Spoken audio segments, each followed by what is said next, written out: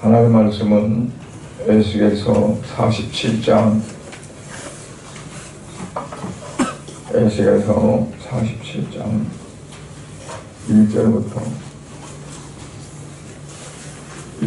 5절까지만 봉독을 하겠습니다. 같이 합독합니다. 그가 나를 데리고 성전 문에 이르시니 성전의 앞면이 동쪽을 향하여 있는데 그 문지와 밑에서 물이 나와 동쪽으로 흐르다가 성전 오른쪽 계단 남쪽으로 흘러내리더라. 그가 또 나를 데리고 북문으로 나가서 바깥길로 꺾여 동쪽을 향한 바깥문에 이르시기로 본즉 물이 그 오른쪽에서 새가 나오더라.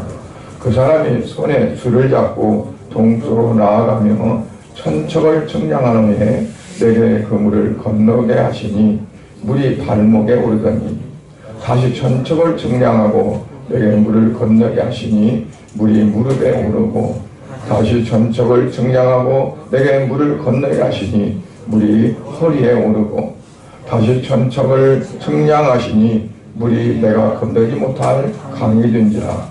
그 물이 가득하여 헤엄칠 만한 물이요 사람이 등이 건너지 못할 강이더라. 아멘. 하나님 아버지 은혜를 감사드립니다. 오늘 걸어간 주일을 우리에게 허락해 주시고 이 시간 아버지 앞에 나와 예배할 수 있도록 은혜를 베풀어 주심을 진정으로 감사를 드립니다.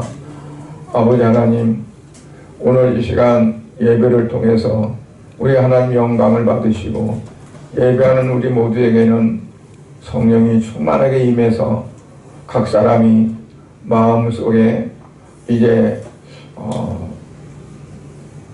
발목에 멈추는 것이 아니고 또한 무릎까지 멈추는 것도 아니고 허리에서 멈추는 것도 아니고 물이 가슴에 오르듯이 성령의 충만함이 임하게 하시고 은혜가 충만하게 임하는 귀한 역사를 허락하여 주옵소서. 예배 시정 우리 하나님이 온전히 주관해 주실 믿사옵고 예수 그리스도의 이름으로 기도드리옵나이다. 아멘. 하나님께서는 하나님의 백성들을 이제 가나안 땅에 들어가서 살게 했습니다. 가나안 땅에 원래 비어있는 땅이냐? 그건 아니고 가나안에 7 족속들이 살고 있는 그러한 땅이었습니다. 근데 하나님께서 일찍이 아브라함에게 내가 네 자손들에게 이 땅을 주겠다라고 약속하셨고 또 아브라함에게 약속하신 것을 이삭, 야곱에게도 재확인하고 약속하셨는데 당장이 아니라 이제 그 아브라함의 자손들이 큰 민족을 이루며 또한 한 4대에 걸쳐서 그들이 준비됐다가 마치 모내게 하려면 그 모판을 이제 만들잖아요. 그래서 거기다 이제 벼씨를 뿌려서 모종을 길러서 나중에는 본 논에 이제 이양을 해서 심게 됩니다. 마치 그런 것처럼 하나님께서 애굽의 고센 땅에 이제 야곱의 그 식구들을 그곳에서 살게 하시면서 그곳에서 민족이 엄청 많이 그렇게 번창하게 하셨어요. 하나님께서 아브라함에게 하늘의 별과 같이 많게 하시겠다고 했는데 그처럼 많게 하셔서 이제 그 애굽에서 하나님께서 이스라엘 백성들을 뽑아내서 가나안 땅에 거기다 심었습니다. 그래서 하나님이 그 가나안 땅에 심으신 것은 왜 심었냐면 많은 열매를 맺어서 하나님을 기쁘게 하고 하나님께 영광을 돌리게 하기 위해서 이제 가나안 땅에 심으신 거예요. 마치 극상품 포도를 포도원에 심고 그 농장 주인이 좋은 포도 얻기를 원했던 것처럼 하나님께서는 가나안 땅에 그처럼 이제 자기 백성들이 와서 살면서 하나님께 영광을 돌리게 하기 위해서 그렇게 하셨죠.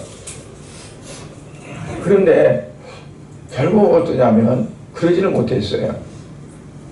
때로는 몇 왕들이 이제 하나님 앞에 영광을 돌리고 그렇게 정치를 했지만 대부분 왕들이 이제 하나님을 떠나서 그 원래 살던 사람들, 그 토착민들, 그들과 짝짝꿍 돼가지고 그들이 섬기는 우상을 따라 섬기기도 하고 오히려 그들과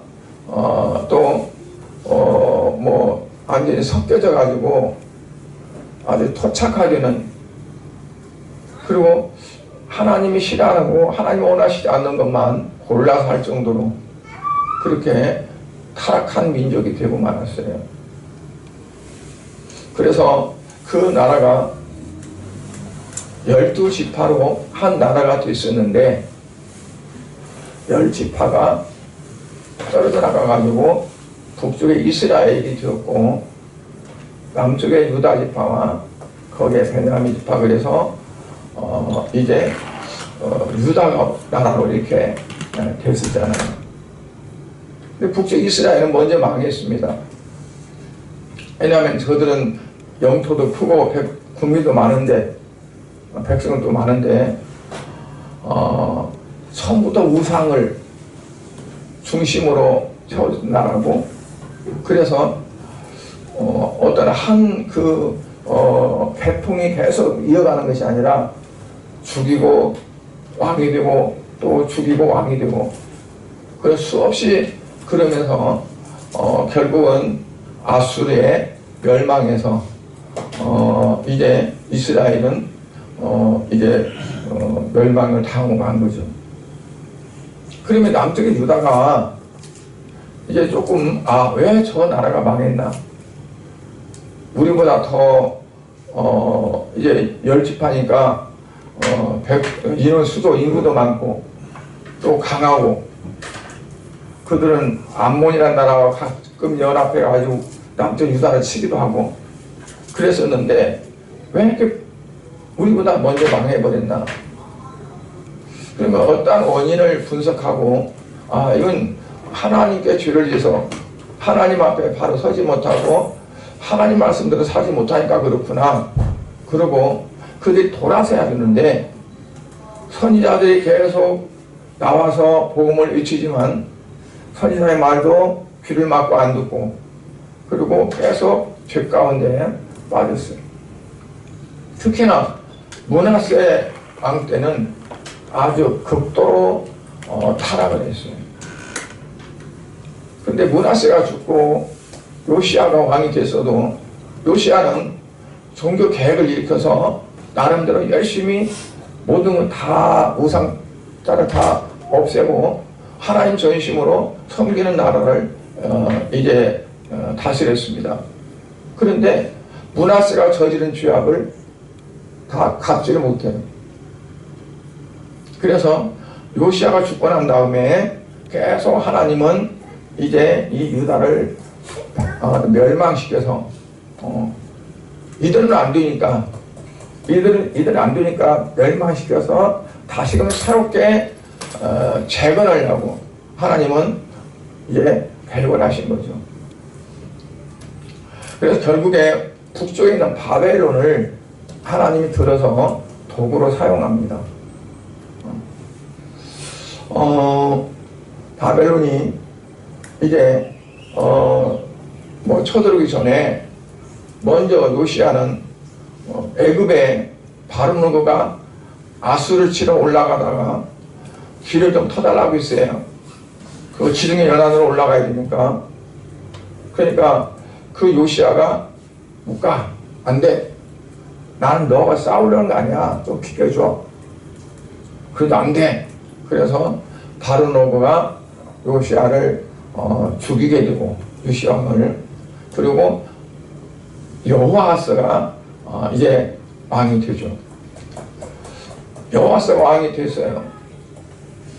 근데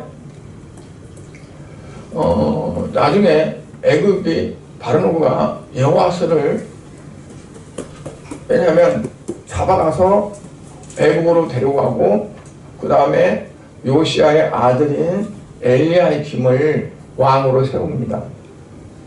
누구 왕을? 유다 왕으로. 자기들이 왕을 세운 게 아니라 저 밑에 애굽 나라가 이 왕을 세우는. 그리고 엘리야김을 여호야김이라고 이름을 바꿔요.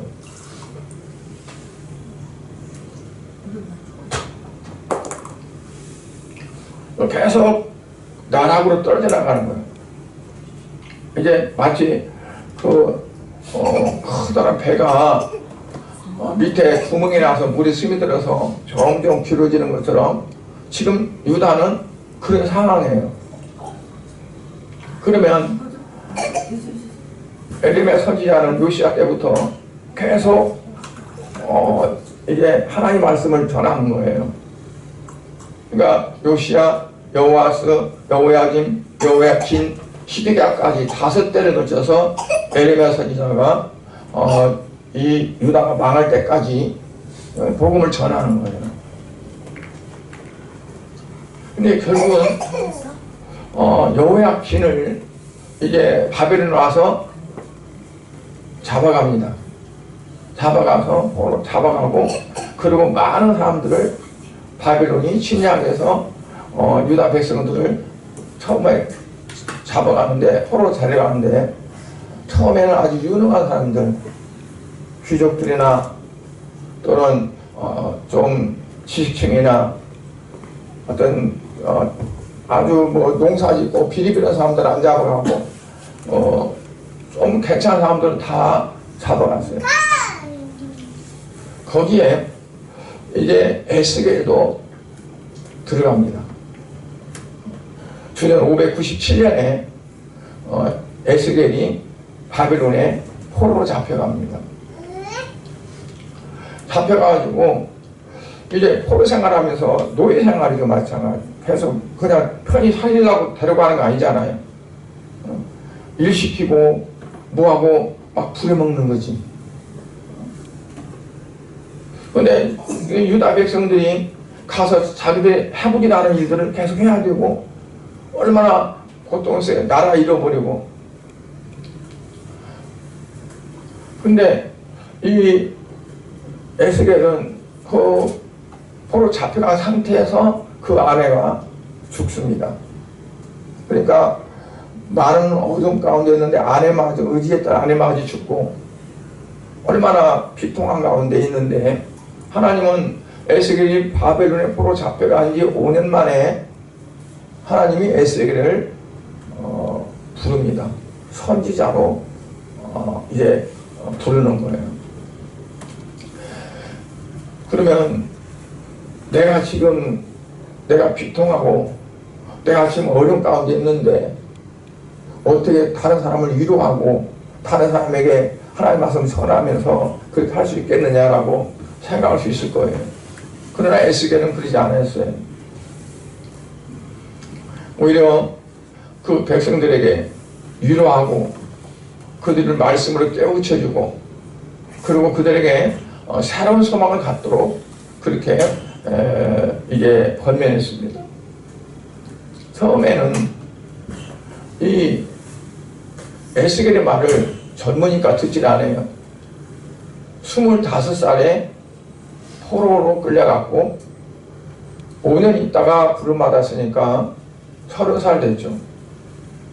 이제 청년 그 에스겔이 그들에게 이른애저른 외치면은 뭐 이제 젊은 거가 잘 알지도 못한 네가 인생을 살아봤냐? 그러면서 듣질 않았었어요. 근데도 불구하고 백성들을 헌신적으로 섬기고 그리고 또 하나님의 권능이 에스겔에게 더 강하게 역사하고 그러니까 점차점차 그들이 에스겔의 가르침을 받기 시작을 했습니다. 에레미야 선지자가는 그 유다 민족을 향해서 얼마나 눈물을 흘리면서 외쳤는지 몰라요. 뭐라고 하셨을까요? 바벨론에 차라리 항복하라. 그러면 죽지는 않는다. 시드기야 왕에게도 에레미야는 대놓고 그랬어요. 왕이여, 바벨론에 항복하십시오. 그러면 죽지 않습니다. 그러면은 그 밑에 신하들이 에레미야를 어떻게 해요? 죽입시다. 그러면 시드기야가 어쩔 수 없이 너희들 만들어라. 그러면 에레미야를 갖다가 물이 없는 깊은 웅덩이에다가 집어넣기도 하고, 그럼 또 시드기야는 또 그냥 그걸 못 놔둬요. 그래서 이제 다른 신하를 시켜서 구해내고는 또 물어봐요. 하나님 너희들 뭐라 하거든요.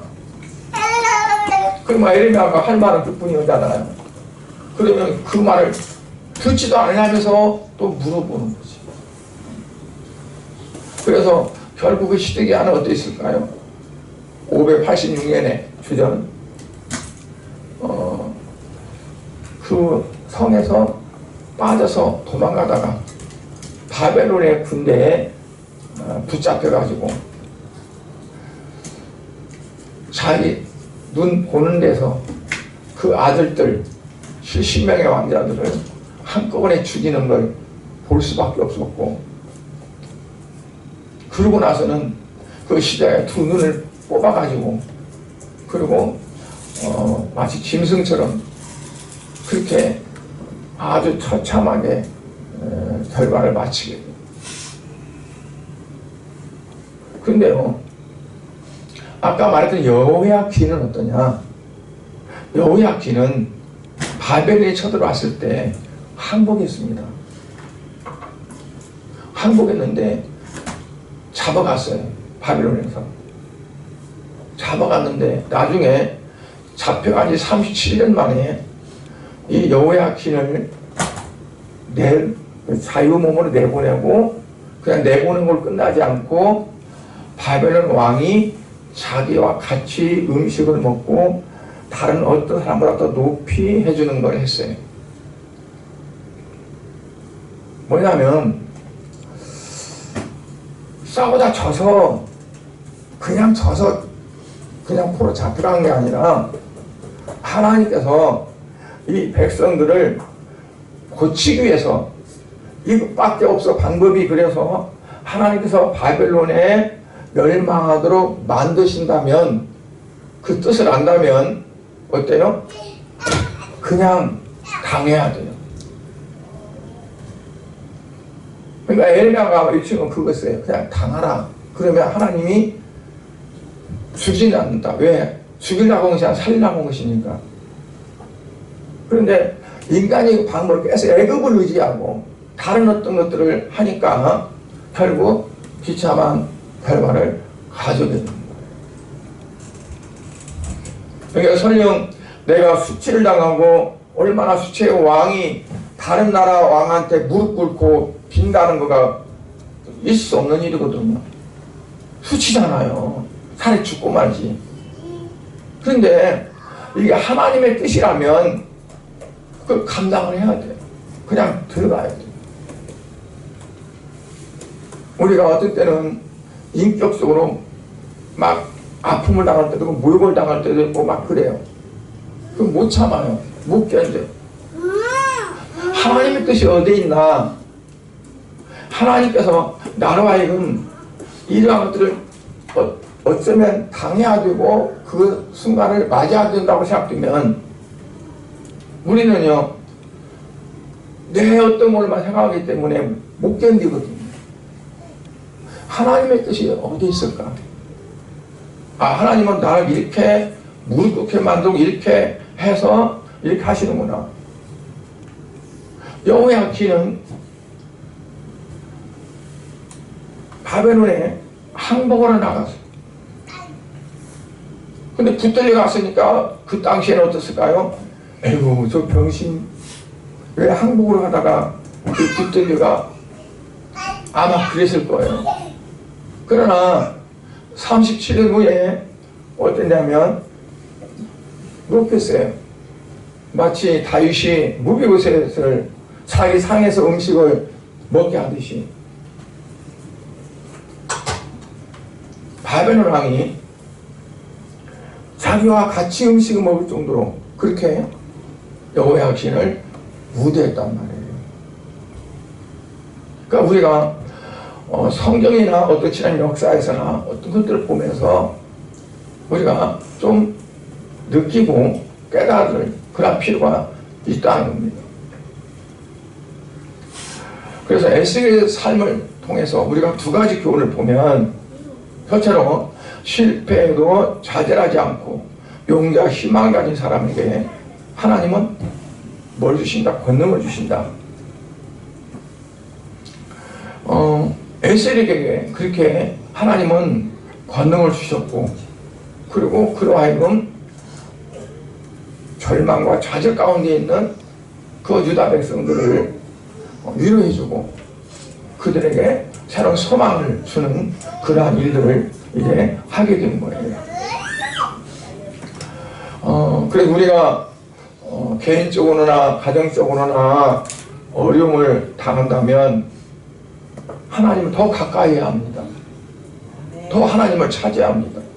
왜냐하면 하나님의 뜻을 알기 위해서. 그리고 하나님의 뜻을 알고 하나님께 더 가까이.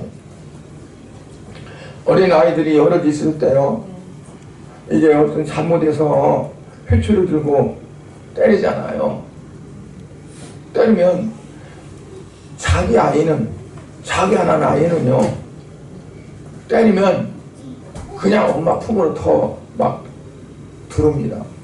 도망가는 게 아니라. 그러나 내 아이가 아니고 다른 아이는요, 도망가죠. 왜? 자기 부모가 아니니까 도망가는 거예요. 그러니까 하나님은 우리에게 어떤 것들을 주실 때 우리를 내치려고 주는 게 아니라, 에레미야서를 읽다 보면 어떠냐면 하나님께서 내가 너를 이렇게 고쳐서 내가 너 이렇게 고쳐가지고 하려고 한다는 것을 그들에게 그렇게 말씀해요. 그들 미워서 멸망시키려는 것이 아니라, 이 유다 백성들이 너무 심해져가지고 너무 극심해서 그들을 마치 그 용광수에 집어넣다가 거기서 만드는 식으로 바벨론이라고 하는 어떤 용광수에 넣어야만 되겠으니까, 그래야만 되니까 그렇게 하고자 하신다는 거예요. 그래서 내가 너희를 뽑아내리라 그래요. 뽑아내리라. 그러니까 어떤 구덩이 같은 데가 집어넣는데 어떻게 하라고? 이제 벗어지라고. 교만과 악함과 완악한 것들이 벗어지라고. 그리고 그들을 다시 빼내고 뽑아낸다고. 그러니까 이제 어떠한 어려움을 당하고 힘든 일이 당할수록 어떻게 하냐? 우리는 하나님 아버지한테 더 가까이 그러면은요, 어떻게 우리를 더 사랑해 주신다는 그런 말씀입니다. 두 번째는 신앙은 어디 더 깊은 곳으로 들어가야 돼요. 에스겔 선지자가 환상을 봤어요. 그런데 하나님의 사자가 이제 자기들은 물속에 들어가는 거예요. 그 물이 어떤 물이냐면, 성전 문이 있는데 문 지방 밑에서 물이 스며 나와요. 아니, 왜 어떻게 성전에서 물이 스며 나오지? 그런데 이 물이 스며 나와서 이제 흐르다가 동쪽으로 흐르다가 남쪽으로 계속 흘러가는 거죠. 근데 물이 얼마나 흘러갔든지 이게 강이 내가 되고 강이 되어 가는 거예요. 근데 하나님의 사자가 그 물 속으로 들어가면서 저 성전 앞에서부터 1,000척, 1,000척, 그러니까 척은 자입니다. 한자, 두자. 그러니까 1,000자를 재서 그거를 들어가라는 거예요. 그래 가서 걸으라는 거죠. 들어가 걸었더니 물이 어디 닿다고요? 발목까지 닿다. 발목에 그러다 찰랑찰랑 하면서 걷기 좋잖아요. 그런데 거기서 멈추지 않고 더 아래로 천척을 더 재서 그리 들어가라 그래요. 에스겔도 들어갔더니 이번에는 어디까지 차요? 물이 무릎까지 찼다 그랬어요. 또 천척을 더 재서 들어가라. 갔더니 어디까지 물이 찼다? 허리까지 찼다. 허리까지 차면 어떨까요? 좀 그래도 좀 걷는 데는 별로 지장 없죠. 그런데 거기서 천척을 더 밑으로 내려가서 거기서 물 들어가라는 거죠. 그 들어갔더니 어떻다고요? 가슴까지 물이 차올랐어요. 근데 성경이 뭐라고 표현하냐면 이제 걸을 수가 없더라. 걸을 수가 없으니까 헤엄칠 수밖에 없더라. 헤엄칠 수밖에. 그런데 그 건너편에는 뭐가 있냐면 나무가 무성하고 무성한 나무에는 많은 열매가 있었어요. 그 열매는 한 번 열고 떨어지는 열매가 아니라 계속 여는 열매. 그 강에는 많은 물고기들이 있었다고 했어요. 물은 성경에서 흘러나오는 물은 뭘 의미할까요? 성령을 의미해요. 성령. 요한복음 7장 37절부터 39절에 보면 뭐라고 하냐면 한번 읽어보실래요? 명절 끝날 곧 큰 날에 예수께서 서서 외쳐 가라사대 누구든지 목마르거든 내게로 와서 마시라. 나를 믿는 자는 성경의 이름같이 그 배에서 생수의 강이 흐르나리라 하시니 이는 그를 믿는 자의 받을 성령을 가리켜 말씀하신 것이라. 그러니까 그 배에서 물이 생수같이 솟아난다. 근데 그 물은 뭘 가리킨다? 믿는 자에게 받을 성령을 가리킵니다. 그러니까 하나님의 성령의 충만함이 계속 흘려갈수록 있었다는 거예요. 1천척을 천척을 재고 또 재고 가면 그만큼 더 충만하고 발목에서가 아니라 무릎까지 충만하고 무릎에서 끝나지 않고 더 내려가니까 어떻게 허리까지 충만해지고 허리에서 멈추지 않고 더 내려가니까 가슴까지 충만해져서 헤엄칠 수 있게 되었더라. 헤엄칠 수 있게. 즉 믿음의 성장 단계를 말씀하는 겁니다. 흔히 말하기를 발목에 물이 찼던 것을 발목신앙이라고 하고 무릎에 물이 찼을 때의 상황을 무릎신앙이라고 말할 수 있고요. 허리에 물이 찼을 때 그 상황을 허리신앙이라고 할 수 있고 가슴에 물이 찼을 때 가슴신앙이라고 이렇게 말할 수가 있어요. 그러니까 처음에 들어갔을 때 발목에 찼다. 발목에 찼으면 어떤 걸 의미하냐면 발목은 우리가 찰랑찰랑 걸어다니는데 이게 사용되죠. 교회 왔다 갔다 교회 왔다가 갔다가 왔다 갔다 하는데 그러면서 신자라고 하고 성도라고 하지만 그러나 성숙한 신앙인은 아니라는 얘기죠. 더 깊이 들어가야 돼요. 더 깊이 들어갔더니 무릎이 있었어요. 무릎은 기도하는 신앙을 의미합니다. 무릎 꿇고 기도하는 것. 식사할 때도 그전에는 그냥 먹었었는데 하나님 감사합니다 기도하고 또는 어떤 일을 하려면 그냥 했었는데 하나님 이거 해도 될까요?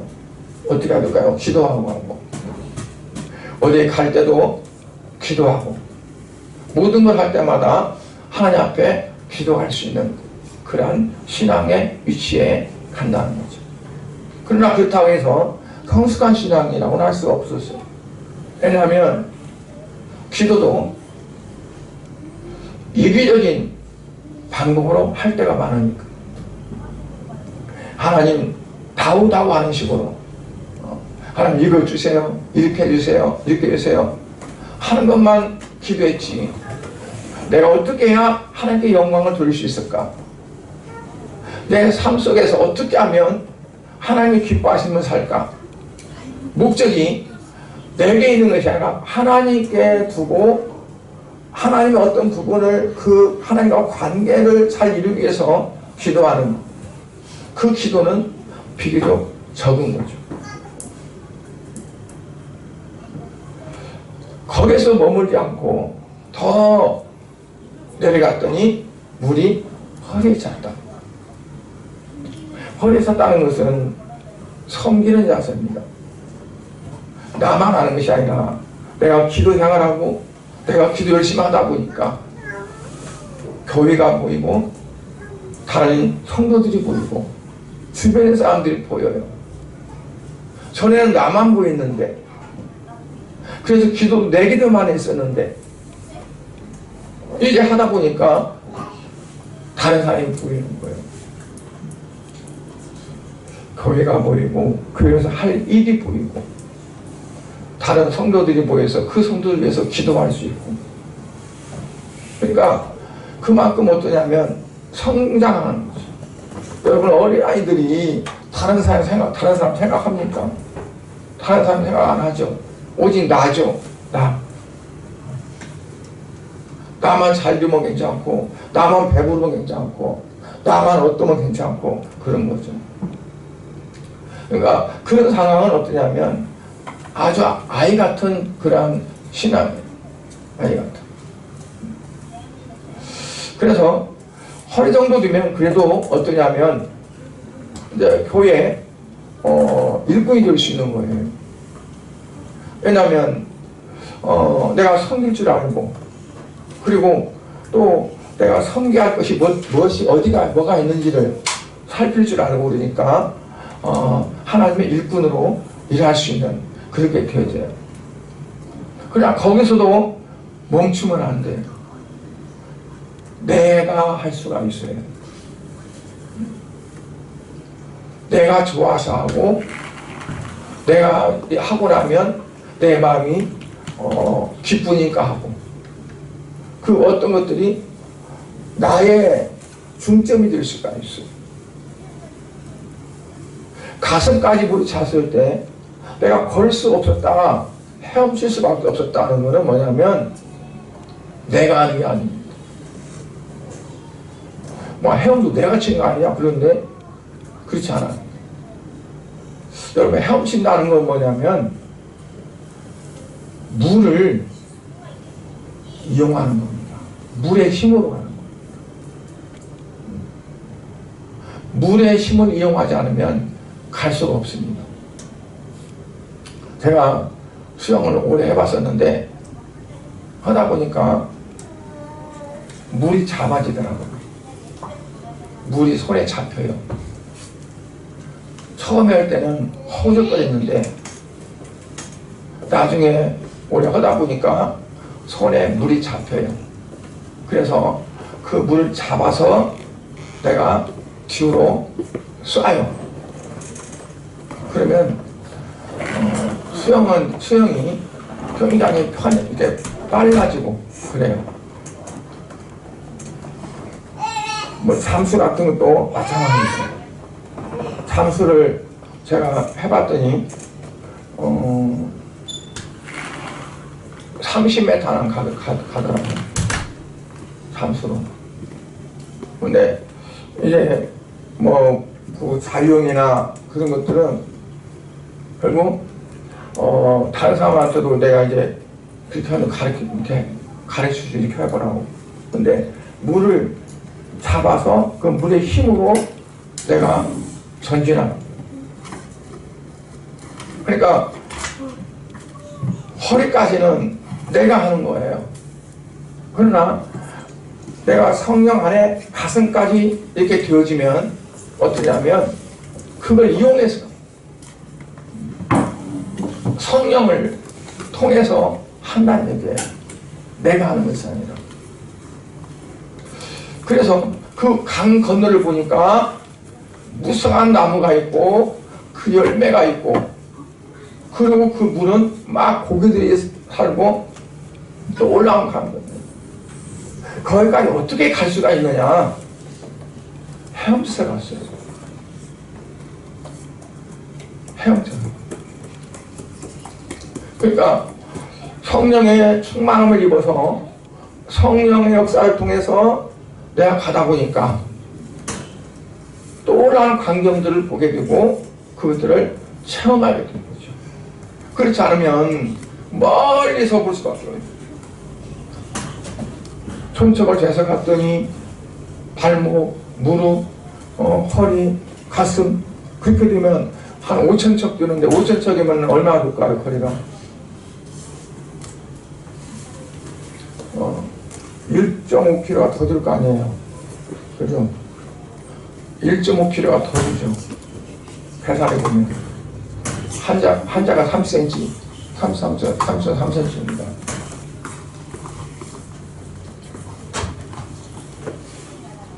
가문나무를 보이죠? 그 잘 볼 수 있나요? 못 보지. 망원경이나 같은 모를까? 그러니까 알고는 누가 말해주면 알고는 있지만 내가 볼 수는 없죠. 그러니까 우리가 신앙의 단계가 그러니까 어느 단계 내가 지금 멈춰 있는가를 봐야 돼요. 발목 신앙인가? 아니면 무릎까지 왔는가? 무릎까지만 와도 기도할 줄 알고 뭐하니까 그러죠. 허리까지 왔니까? 아니면 가슴까지 물이 창이래 가지고 내가 헤엄치지 않으면 도저히 갈 수 없어서 내가 헤엄치면서 가는 거. 우리의 신앙이 이와 같이 전진적인 그게 되어야 된다는 얘기입니다. 신앙생활이 그와 같이 성령의 은혜로 내 가슴까지 그렇게 믿음이 이를 때 가슴으로 말씀이 부딪혀지고 가슴으로 받아지고 그런 거죠. 말씀을 들을 때도 이 말씀이 내 가슴에 내마로 들을 수 있는 그게 되져야 돼요. 다른 사람에게 뭐 적용되는 그것이 아니고 그냥 내게 그 말씀 꼭 내게로만 막 와가지고 내게 꽂혀진다고 생각해요.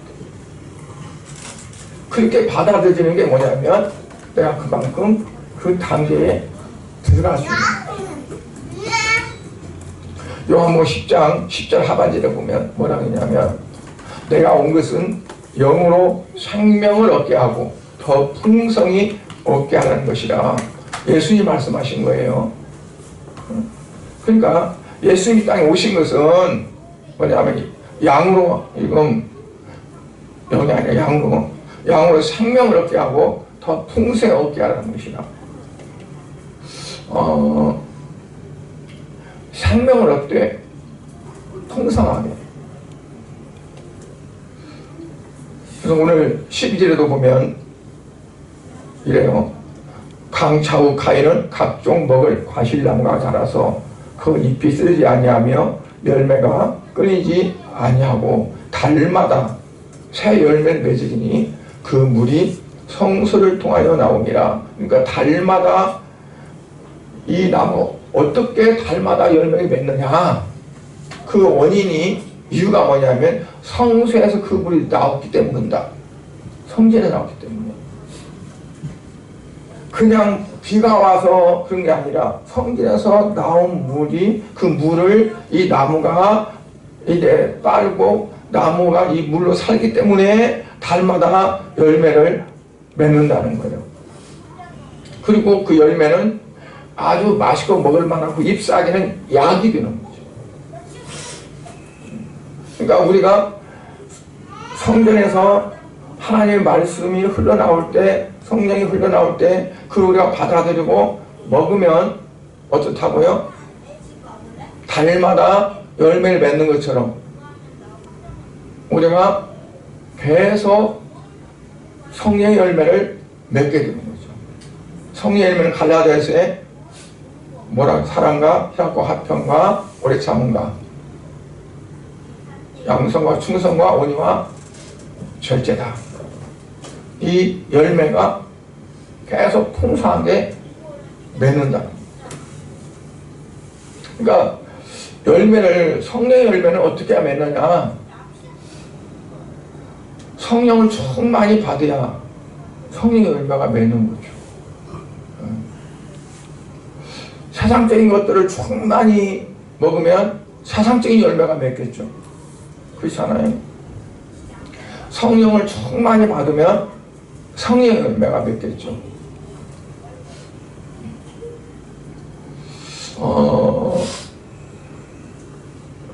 에스겔은요, 유대인들이 유대인의 그래 어떤 그 유대교회의 창시자라고도 말합니다. 에스겔은. 왜냐하면 하나님의 말씀을 받고 나서 에스겔이 이 백성들이 뭘 받으려면 하나님께 예배를 드려야 하는구나. 성전에서 물이 흘러나왔으니까. 근데 지금 포로생활 가운데 있잖아요. 포로생활. 그래서 예배를, 성전을 못 지니까 그들이 군데군데 회당을 짓어요. 회당을 만들었어요. 그래서 회당에서 하나님 앞에 예배하는 것을 해요. 그들이. 그래서 이 군데군데 성전 뭐 그냥 살고 있는 집에다가 하면 되니까. 예.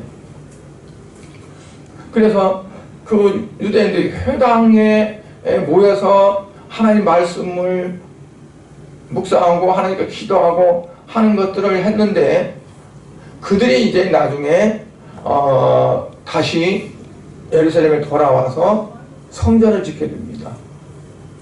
그리고 이 유대인들이 10명 이상만 살면 그곳에 반드시 회당을 짓게 됐습니다. 회당. 그러니까 그 유대인들을 그 당시에 정말 고달픈 노예생활, 포로생활 가운데서 그들이 신앙을 유지하고 지켜나갈 수 있는 것이 뭐 있었냐면 바로 회당에 있었어요. 회당. 그래서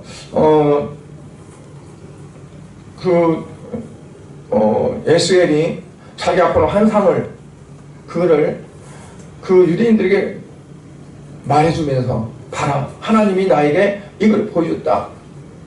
우리가 이렇게 모여서 하나님께 예배하고 그러면 하나님께서 우리에게 이렇게 소망을 주신다. 그 믿음을 갖고 그들이 그 어려움을 이겨나갔고, 결국은 하나님께서 다시금 그들을 예루살렘에 와서 성전을 건축할 수 있는 그러한 기회를 주셨습니다. 그러니까 우리가요, 오늘날 우리도 마찬가지입니다. 과거의 이스라엘의 역사가 이스라엘 역사로 끝나는 게 아니라 바로 우리의 믿음 생활의 어떤 그 하나의 그 본입니다. 우리가 받아야 할 본. 그걸 보면서 이러면 안 되겠구나. 이러면 망하는 거구나. 이러면 죽는 거구나. 이렇게 사는 거구나 하는 거를 이제 성경을 통해서, 성경 보면 이스라엘의 어떤 흔적들이 많잖아요. 그걸 보면서 우리가 깨달아야 되는 거죠. 다음주 유다가 북쪽 이스라엘 멸망하는 걸 두 눈으로 보고도 자기들이 그를 깨닫지 못하고 정신 차리지 못해가지고 결국 망해버렸잖아요. 그러니까 우리도 마찬가지로 하나님 말씀을 보면서 그냥 보는 것이 아니라 이건 내 신앙과 같아. 우리의 신앙이에요. 신앙. 그러니까 이걸 보면서 내가 어떻게 해야 하나님이 기뻐하시는 신앙생활을 할까? 어떻게 해야 내가 하나님과 관계가 정말 좋고 그리고 하나님 주시는 복을 받아 누리는 삶을 살까 하는 그러한 것들이 되어져야 됩니다. 그래서 우리 믿음의 단계가요 올라가야 돼요. 올라가. 영성할 때 보면은 거기서는 믿음의 단계를 어떻게 하냐면 애굽의 단계. 애굽에서 나와가지고 홍해 건너기 직전의 단계, 아니면 홍해 건너는 단계, 뭐 여러 단계를 이렇게 해가지고 나의 신앙 어떤 부분을 이제 말하거든요. 오늘 에스겔서에서는 어때요? 내가 얼마만큼 그 성령의 물속에 내가 들어가느냐. 내 힘으로 움직일 수 있는 데까지는 어때요? 내 힘이 작용하는 거예요. 내가 걸을 수 있는 데까지는. 내가 내 스스로 걷지 못하고 그를 통해서 성령을 이용해서 내가 갈 수 있는 그러한 부분. 그러니까 푹 빠져야 돼요. 어떤 사람들은요, 그죠? 예수 믿으려면 적당히 너무 푹 빠지면 안 돼. 적당히 해야 돼. 그러거든요. 적당이라는 게 없어요. 예수 믿는 건요, 푹 빠져야 돼. 미쳐야 돼. 미친단 말이 나쁜 말이 아닙니다. 어느 목적한데 도달하는 걸 미친다고 그래요. 아직 미치지 못했어. 그러면 아직 못 온 거예요. 여기까지 왔어? 아직 미치지 못했어. 그러면 아직 못 온 거예요. 도착을 해야 미친 거예요. 내가 그리스도의 장성 분량까지 성장하면 그게 미친 거예요. 우리는 미치면 나쁜 걸 알잖아요. 그리스도의 장성한 믿음의 분량까지 우리가 미칠 때 우리가 정말 하나님 보시기에 기뻐할 만한 그런 성숙한 신앙이 된 줄 믿습니다. 자, 여러분이 오늘 에스겔서의 말씀 들으면서 발목도 아니고 무릎도 아니고, 물론 단계입니다. 그러나 머물러서는 안 된다는 얘기예요. 발목 단계 멈추면 안 되고, 무릎 단계 멈추면 안 되고, 허리 단계 멈추면 안 된다. 가슴까지 차올라서 내가 붕 몸이 떠서 내가 수영하고 헤엄쳐서 갈 수 있는 그 부분까지 내가 은혜 안에, 성령 안에 잠겨야 된다 하는 것을 말씀합니다. 저도 마찬가지고 여러분도 그렇게 정말 은혜 안에 푹 잠겨서 이제는 내가 사는 것이 아니요 내 안에 그리스도가 산다.